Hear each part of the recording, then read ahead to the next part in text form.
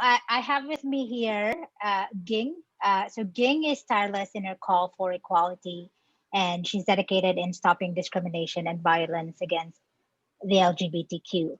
I first met Ging years ago. I don't know if you remember this, but I think around 5 years ago, it was I attended this event somewhere in Quezon City.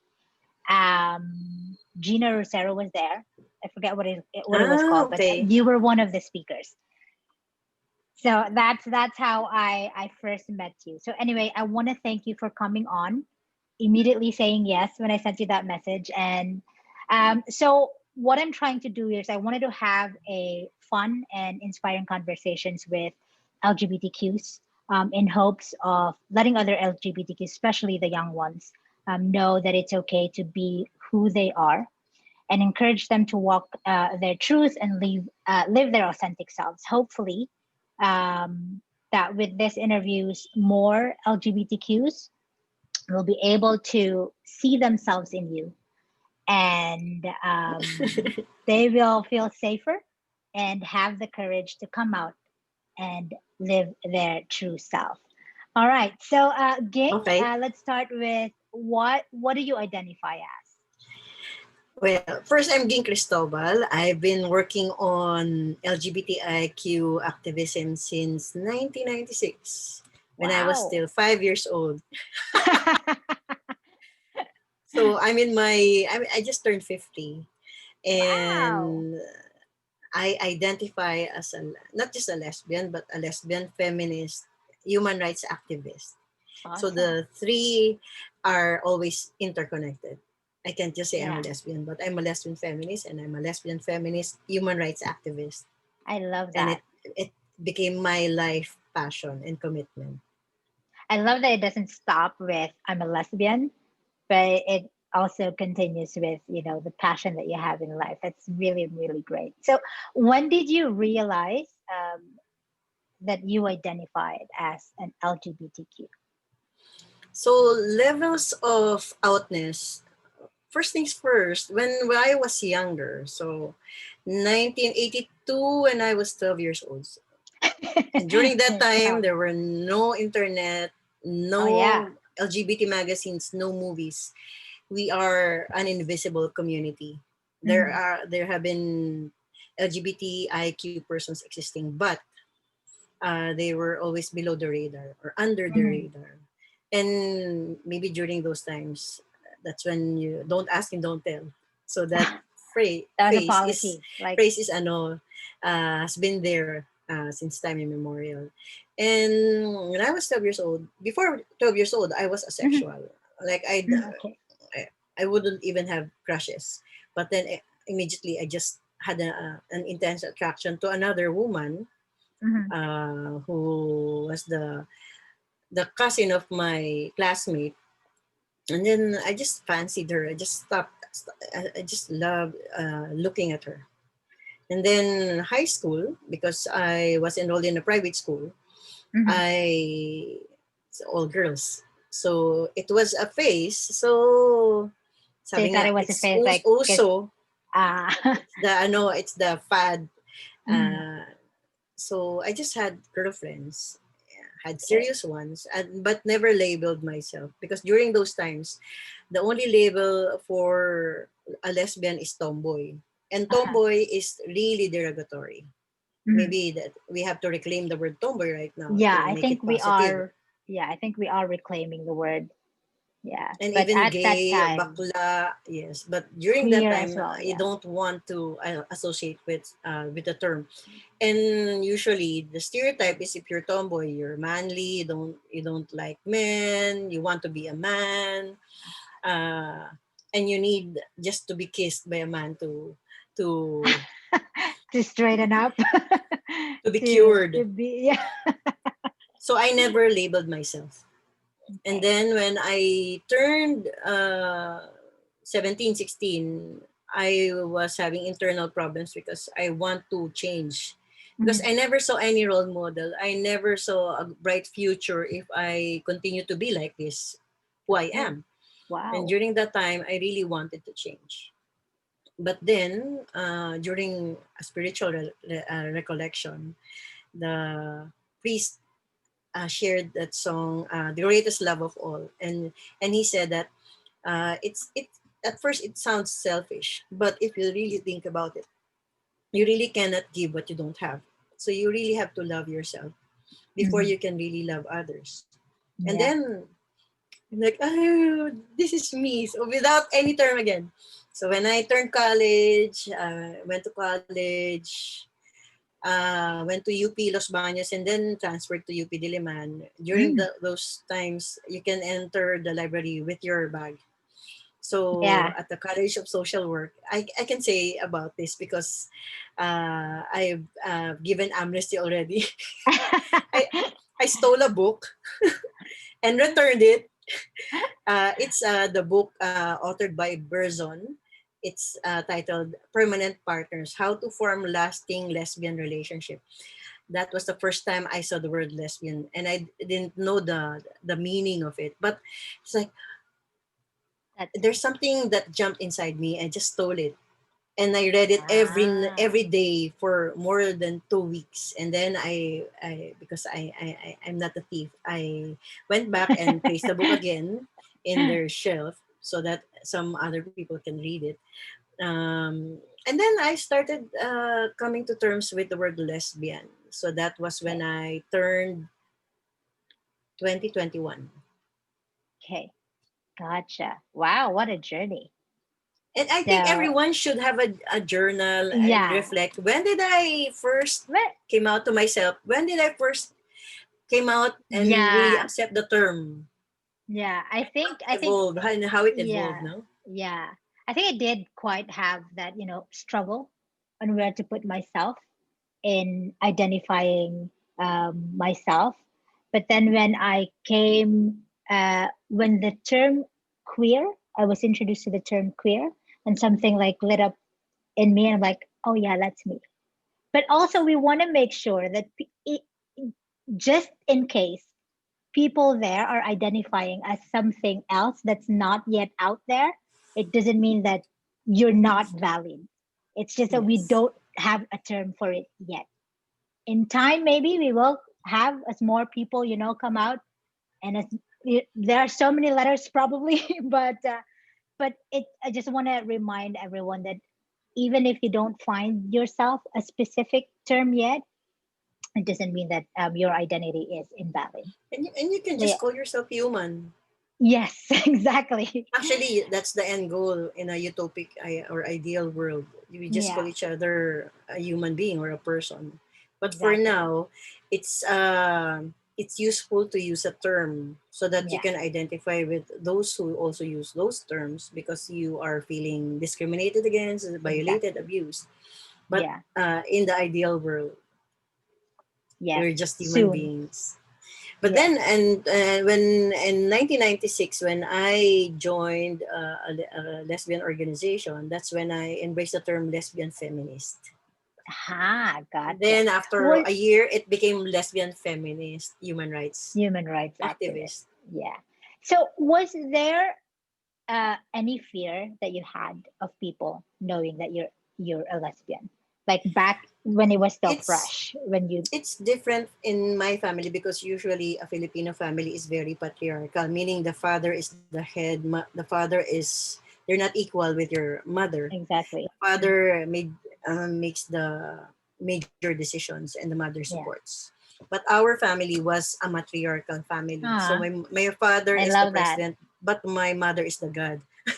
So the goddess.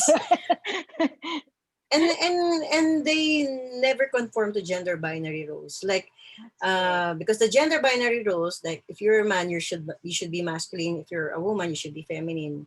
In our we when we were growing up in our family, we never abide to those strict gender norms. So you can see my father doing female Uh-huh. stuff and my mother doing male stuff. So we grew Mhm. up knowing it just work. Yeah, Those are just chores. No female chores, no male chores. it's The just chores. clothes, It's for those are everyone. just Yeah, clothes. that's great. So you can see this is the usual example I would give people. Like my sister and I, we would would dig up a canal, like a waterway for dirty water. and and my father and my brother would be the one cooking. Ah, And we don't have any qualms doing that because that's the way our family works. yeah, So but when I was outside of your family is the fear of when you, no, or I not never really. had any fears because for me, I know I grew up knowing that what I am, how I look like is normal. Ah, that's And right. if Great. and if no and my mother and my parents, mostly my mother, taught us that you have to respect other people, That's how they great. look, how they talk. So we were so exposed with so many people, and we just don't care. Like in my family, this is how we do things, and in your family, that's how you do things. We'll just adjust, but we won't change. But we'll just adjust when you're there, and we won't even assert who we are and how we do things. It's just we're just different. So That's I great. grew You up. have a, I grew. yeah. I grew up not fearing anyone because at the end of the day, my family loves me. I don't care about you. About if you can if you're having nightmares because of me, well, it's your fault.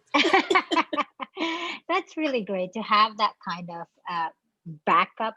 You know that your family accepts you. Unfortunately, not No, a lot of the LGBTQs majority have that. is Yeah, it's hasn't that kind of wonderful experience.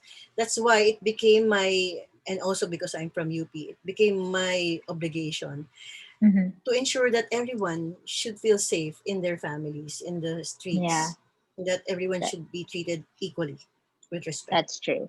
So, who was aside from yourself? Who was the first, like after accepted yourself that I'm a lesbian? Who was the next person that you told? Usually, when I have a relationship, if it's a serious one, I would introduce that person to my family. Mhm. And I never said anything by a partner or friend, just Yeah. her name. And then, and one time, I was walking with my mom. We went to a mall, and I just blurted out. I said, "Ma, I really love this person." And I just froze, and I said, "Oh my God!" I just came out of my mouth, and my way of coming out is just coming out with my relationship with someone. And she just said, it's okay. It's a good feeling to love someone as long as you don't hurt each other. It's okay. And then Wow. my family, it's ignored. It's not it's validated, but It's it's not like like a a big thing. normal, Like it's a it's a normal normal thing. phenomenon. Yeah. Right. So That's when great. my coming out really is more on being an activist, because I told my parents I'm going to teach people. So my modules were tested to my family. So I have to inform them about sexual orientation, gender identity, gender Ah. expression, human rights concept. They became my guinea pigs. So now they understood everything. So I think my modules, my training modules They're are ready. going to be impactful. All So right. my coming out is more of uh, validating what they already know and correcting the myths, because my mom would always say I'm half man, half woman. I said no, I'm a Ah, full yeah, yeah. woman.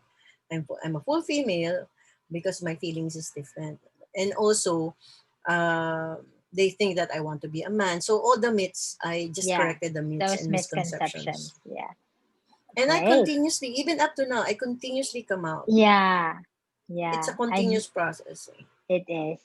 Um, so we talked about those misconceptions, and you mentioned back when you were a kid there was really no representation like of the lesbian. Was How is our local media doing so far, our film and television industry doing so far about representation portraying the LGBTQs? Have we Before, have we come so we we far? we we've come a long way, and we have improved drastically. And I'm going to commend my other LGBTIQ activists because we continuously educate and engage with media. For us, when I was executive director of Lesbian Advocates Philippines, the usual non-government organizations or NGOs or activists, we are called GND, grim and GND. determined. We're always angry and determined, we're assertive. But our GND is different. It's gay and delightful. Ah, wow. And also, it's a mindset. If you are with someone, if you're talking to someone who oppose Yeah, uh, your values, your principles, how will you treat this person? Will you treat this person as your enemy or yeah, as a potential ally? Because it will make a difference how you it will does. talk to this person, how you will treat this person. So for me, everyone is a potential ally. That's really So I'm great. I'm That's like a a good way medical of rep, putting it. like I'm a marketing representative because Yeah, I have to lure you in to what I yeah. believe in. You have to That's market actually what you that believe is in. true because you can't just be with the people who think like you. I think I had a talk back in last year. I went to my province. Had a talk with senior students, and then I mentioned there, you can't just live with people who think like you because it's a big world and there's a lot of differences that we have. But if we just look at what's important, if we treat each other with respect, we have equally, then everything should be fine. So yeah, I know what you're talking about. Like if you go out there and say rah, rah, rah, of course you're not going to convince them. Already they're like, you know what, you're just angry, so they're not going to listen. So yeah, I think that's one of the problems, like and and listening. also and also we have to also accept, am I also doing the same thing? Am I discriminating against them? Am I also stigmatizing them just because, like for example, when I was living in an apartment compound, our neighbor is a couples for Christ Mhm. couple, and it never bothered me, and it never bothered them that I'm a lesbian human rights activist. And their baby is always in our house. I would take care of the baby, and then I became the godparent. And up to now, we're still friends. Nice. So for me, it's really going outside your comfort zone. Like if you Yeah. come out, you have to read about who you are, about the issues, and you Yeah. have to come out to people and be responsible and inform them. Because Yeah. before, when I would conduct workshops, no one would ask a question. So I would ask them to write your question in or questions in a piece of paper because everyone is very embarrassed maybe that Yeah. they might people might think they're stupid or they're very intrusive, but for me I don't care. I need to answer their questions. So the questions, all anonymous, they would ask the stupidest up to the serious questions and I would answer everything. But That's nice. now people would not even write, they will ask questions. Yeah. I And some remember and in one of the talks that you had, yeah, when I was there. So, but it was more on, I like what you're doing when you're trying to reach out to people outside of the community, of the LGBTQ community, and making them understand that we're just human beings and it all just comes to respect, and their points are valid as well, as long as you try to tell them that, hey, this is discriminatory, this is derogative, this is. So yeah, that's really a really great thing that you've been and doing. and and usually the questions, I don't take it personally. Yeah. I always think of their context, like where are they coming from, and Yeah, they're asking a that's true. question, maybe to strengthen their beliefs, maybe to oppose me. But usually I would tell the participants in the workshop, if after this at nighttime you will have nightmares, or I will make you, I will challenge what you have believed for so many years. That alone is enough for me. Yeah, that you've made them And question a little bit, like, maybe maybe I'm wrong to think this. I think that's very evident as well with how our parents were raised in a different generation. So their understanding of what LGBTQ is very different from, how we really are. So we try to correct them as well. But I have met, like even with my mom, I have to keep reminding her that my trans sister is a woman. So if you can kindly refer to her with the pronouns that is correct for her. So it takes a little, like I put a little bit of humor in it because because I told my mom, you were there when I had this talk about Soji. Didn't you learn anything? And she was like, oh yeah, I'm sorry. Because she was still referring to my trans sister as a man. So I had to correct her. And I think now she's getting used to that. I mean, there's, you have to consider as well the how it feels for her, like, the confusion. So so we've learned to be kinder in explaining things. So we've met one designer here in the Philippines, and we had somehow it the talk came about. Now we were because we were a couple, my partner and I, Michelle and I, and then it became her daughter is very woke, so she keeps on correcting her. She's, I think, the age of my mom, so she keeps on correcting her. And then we touched on the topic of transgender, and this is one of the things that she couldn't wrap her head around. And then because I talked to her in a way like it's a storytelling that I have a trans sister, and then you see her face change, and it becomes more understanding that this is actually, these are real people. These are people with siblings. These are people. These are real people. It clicks in her mind. It clicked in her mind that, these are not just arbitrary things that we're talking about. These are real people. So and I think, and yeah, and usually maybe because I've been an activist for so long, I really want to. Well, actually, it's a personal challenge. Like I have to, because so many activists don't want to talk to with religious groups yeah. and the police. So those are the audience I engage with, and Yeah, I I see you have a lot of talks with the police. I always see it in your post that you're having another with police station. Da da da da. I see it in your post, and I'm like, wow, that is so amazing. Because one of the things as well that, if you have those people in power, like the police officers, they have authority over, over citizens. And then if you teach them that these people, it's not a sin, or it's not against the law that they're, the trans woman uses the bathroom for women. It's not against the law.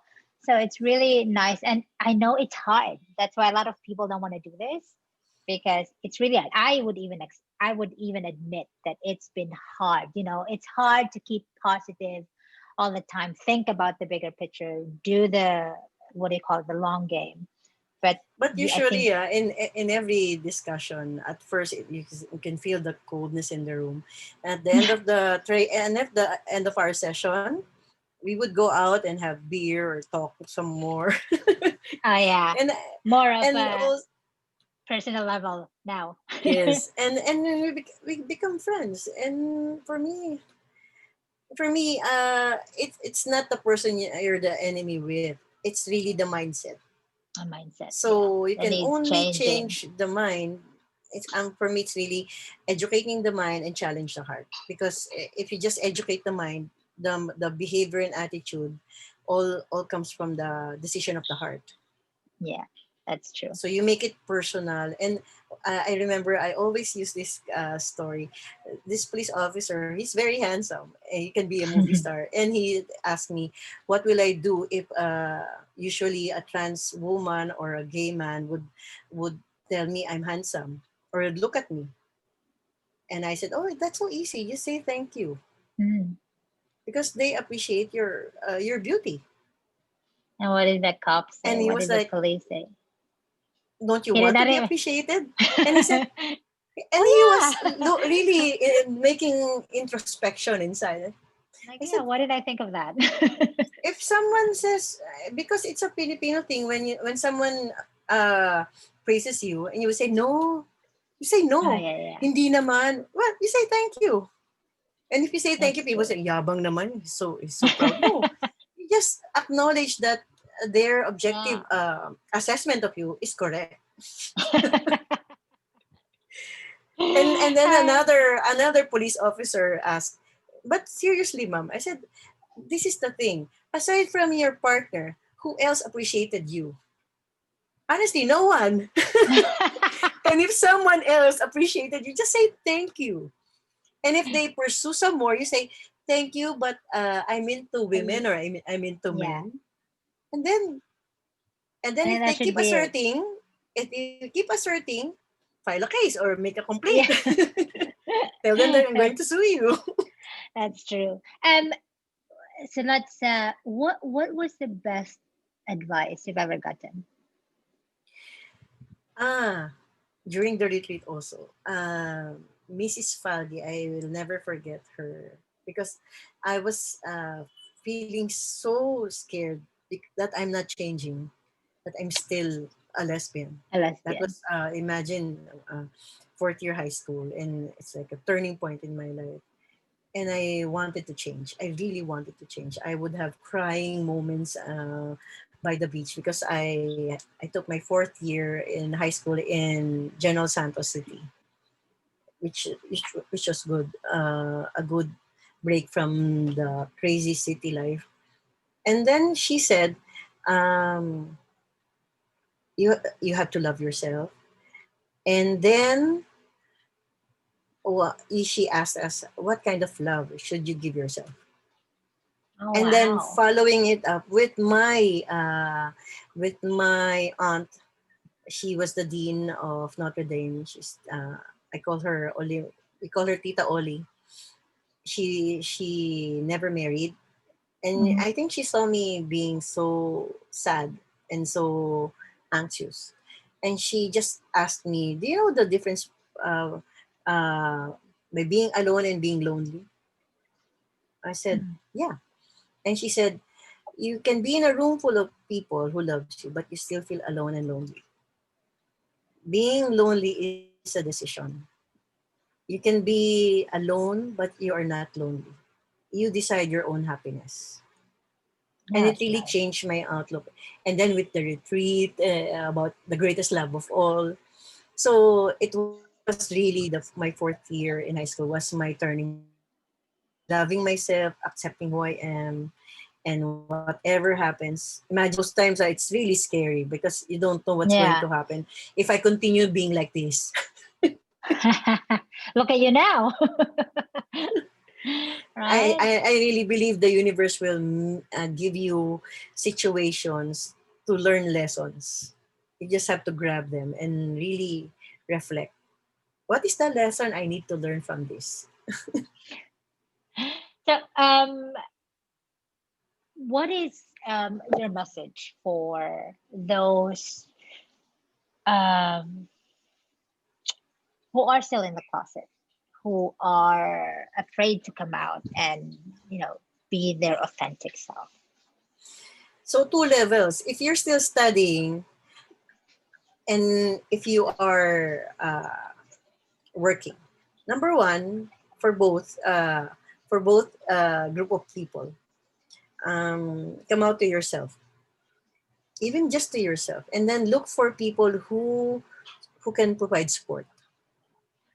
If not your family, your closest friend, even just one person. And then connect with your spirituality. Not religion, but your Mhm. spirituality. You need to strengthen your resolve in life. You have to make colorful dreams and reach for them. Colorful Even dreams. because the love life would come and go, friends will die, your families, your loved ones will die.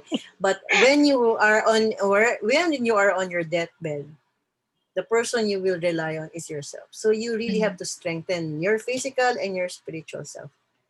And spiritual self includes the mind. Because whatever storm, the only person you who has been there for you is yourself. Mhm. True. And come, take it from me. The people will love you, but no one will love you more than you love yourself. And if you love yourself, you will try to be a better person. Yes, And if indeed. you're still studying, don't come out if you think they will disown you. Don't lie. Just Just come out just to your tongue, redirect but the question. Like my friend, my best friend would every time a family member would tell her, "Are you lesbian?" She would say, "You want juice? I'll get some juice." And she survived. Now Oh she's my god. working. Now she can say, "What do you think?" And she would just smile. So just because when people would see you successful, happy in your life, and if they question you, they can't think of any reason why they should oppose you, because you are Mhm. living your authentic self. That's So true. for me, you really have to build yourself. You pick yourself up. You let others love you, and if they want to change you, maybe it's for the better. Then good. Maybe if not, Just let them be. everything is temporary. Oh my All golly, I right. feel so old saying those things because 10 years ago my message was different. And now it's, oh my Well, golly. it would differ. We have growth and And continuous growth. for me, people think that I am an activist. No, everyone is an activist in his or her life, because you're being out every day. We are risking our lives because we believe that we deserve this space, that equal space. Yeah. So everyone is an activist in her or his life. So you just have to Right. study. You just have to study. Be informed. All right. I just have one last question to wrap this up. With all the negativity and this pandemic, and plus all the negativity going on, how do you keep yourself grounded and centered? Uh, Actually, right now, I'm really struggling because 2 months ago, my mother passed on. And then after a month, my aunt also passed on. And losing our matriarch is really hard. It's really hard. But I think you just have to find a happy place inside you. You have to go in. That's why I was sharing something spiritual, because that spiritual thing is the one sustaining me. That spiritual inside me is the one telling me to love people more, because I wanted to give up on loving people because they will leave me. Oh, And you have to love, so that you will also receive love freely, because who knows up to when you'll be alive. Maybe yeah, after this everyone's going to disappear, but the only memory you would want to keep are the happy ones. So that's I'm true. sure every one of us, even if you are in the lowest part of your life right now, just look for that happy place inside you. And then it's just one day at a time. You just continue dreaming, holding on to that dream. Everything will be fine Yeah, that is eventually. true. I am so sorry for your loss, Ging. And as someone who lost her grandmother like 5 years, 6 years ago, it will get better, but It's up never until the now, same. it's never the same. But life goes on. That's what she says. You know, Like there's a big hollow in your heart. And every yeah, time I feel that, I just fill it up with happy memories of my mom, her jokes, everything. yeah, It's not going to be okay, but at that moment, it'll be it will fine. suffice. Yeah. Yeah, it'll be fine. Thank you so much, Ging. Really, really appreciate you coming on. And well, I've cried. uh, but I think that's as well one of the things is you have to acknowledge that emotion. You have to, for a very long time. I think I was talking to my partner, Mishi, 2 days ago, that I never really allowed myself to cry until I lost my grandmother.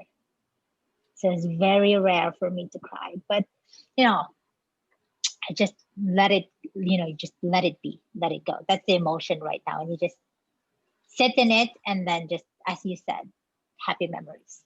And one note I always tell myself, we will see each other again. Oh, yeah. That's nice. And I know my dogs and my cats and my mom and my Oh also yeah, I'm a your dogs my and cats. Yeah. I also love my grandmother so much. Like my mom is 100%, my grandmother is 120%. Yeah. And she died 1989, but up to now, if I remember, it's just like yesterday. Just, yeah. So, and then I lost my mom, and now they're together, and I know they're watching over me, all of us. And I know one day we'll be together and we'll play mahjong. Mahjong. Oh my God, Pong. And we do play mahjong as well. Maybe your grandma and my grandmother are playing mahjong right now. No, my grandmother is the one who would tell us to stop playing mahjong because it's already like 2 a.m. And you know the tiles looks like you guys are still at it. And so we would have to like rearrange the tiles like very, very slowly. So yeah. Again, Ging, thank you so much. I had a really great time and talk to you soon. Thank you for this opportunity and stay safe. All right, you too. Bye bye. Bye. Bye bye. Okay.